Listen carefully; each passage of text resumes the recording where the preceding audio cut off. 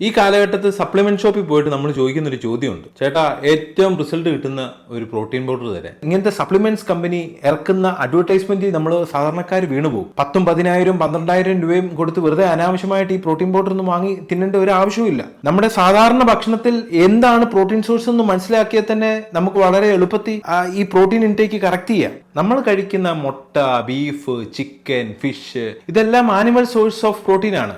കാർബോഹൈഡ്രേറ്റിനെ glucose ആയിട്ട് കാണുന്ന പോലെ തന്നെ നമ്മുടെ ശരീരം ഒരു പ്രോട്ടീൻ സോഴ്സിനെ കാണുന്നത് അമിനോ ആസിഡ്സ് ആയിട്ടാണ്. ആ ആനിമൽ പ്രോട്ടീൻ നമ്മുടെ ശരീരം, നമ്മുടെ DNA ഐഡന്റിഫൈ ചെയ്യാൻ പറ്റും. കാരണം നമ്മൾ കോടിക്കണക്കിന് വർഷം ഇവോൾവ് ചെയ്ത കാലഘട്ടത്തിൽ ഏറ്റവും കൂടുതൽ കഴിച്ചുകൊണ്ടിരുന്ന ആനിമൽ പ്രോട്ടീനാണ്. ഒരു ആനിമൽ പ്രോട്ടീൻ ഒക്കെ എടുത്തു നോക്കിക്കഴിഞ്ഞാൽ 9 അമിനോ ആസിഡ്സും ഉണ്ട്. ഈ 9 അമിനോ ആസിഡ്സ് നമ്മുടെ ശരീരത്തിന് ഉണ്ടാക്കാൻ പറ്റത്തില്ല, അത് നമ്മൾ എക്സ്റ്റേണലി സപ്ലൈ ചെയ്യണം. ഈ കംപ്ലീറ്റ് ആയ ആനിമൽ പ്രോട്ടീൻ നമ്മുടെ ശരീരത്തിന് തുള്ളി പോലും കളയാനായിട്ടില്ല, അത് മുഴുവൻ നമ്മുടെ ബോഡി അബ്സോർവ് ചെയ്യും. എന്നാൽ അതേസമയം ഒരു പ്ലാൻ പ്രോട്ടീൻ എടുത്തു നോക്കിയാലോ, മിക്ക പ്ലാൻ പ്രോട്ടീനും 9 അമിനോ ആസിഡ്സ് ഇല്ല. ഒരു ഗ്രീൻ പീസ് അല്ലെ വെള്ളക്കടല, ഇവരെ രണ്ടുപേരെയും നമുക്ക് തന്നെ ഒരു ഐഡിയ ഉണ്ടായിരിക്കണം ഇത് ഏതൊക്കെ അമിനോ ആസിഡ്സ് ഇതിനകത്തുണ്ട്.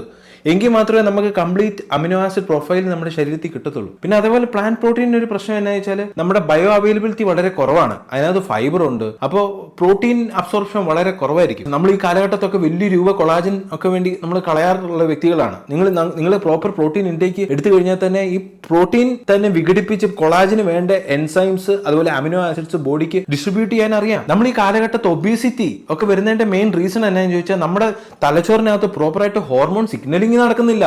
PYY, CKK, സാറ്റിറ്റി ഹോർമോണായ GLP-1 ഇതൊക്കെ നമ്മുടെ തലച്ചോറിൽ എത്തിയെങ്കിൽ മാത്രമേ നമുക്ക് കൃത്യമായ ഭക്ഷണം എത്തി, അല്ലെ നിങ്ങൾക്ക് കൃത്യമായ ന്യൂട്രീഷൻ കിട്ടി എന്നുള്ള സിഗ്നലിംഗ് നിങ്ങളുടെ തലച്ചോറിൽ നടക്കുകയുള്ളൂ. യഥാർത്ഥത്തിൽ നമ്മുടെ ശരീരത്തിന് വേണ്ട സാധനം കൊടുത്താൽ തന്നെ ഇത് പ്രോപ്പറായിട്ട് ഫങ്ഷൻ ചെയ്യും. ഈ കാലഘട്ടത്തിലെ ടൈപ്പ് 2 ഡയബറ്റിക്, ഇൻസുലിൻ റെസിസ്റ്റൻസ്, അതുപോലെ ഫാറ്റി ലിവർ, ഈ കണ്ടീഷൻ എല്ലാം നിങ്ങളുടെ ഈ മെയിൻ ഒരു ഘടകം പ്രോട്ടീൻ ഇൻടേക്ക് പ്രോപ്പർ ആക്കാത്തതുകൊണ്ടാണ്. നിങ്ങൾ എന്നെ ഫോളോ ചെയ്യുക, നമുക്ക് ന്യൂട്രീഷൻ ഒരുമിച്ച് പഠിക്കാം.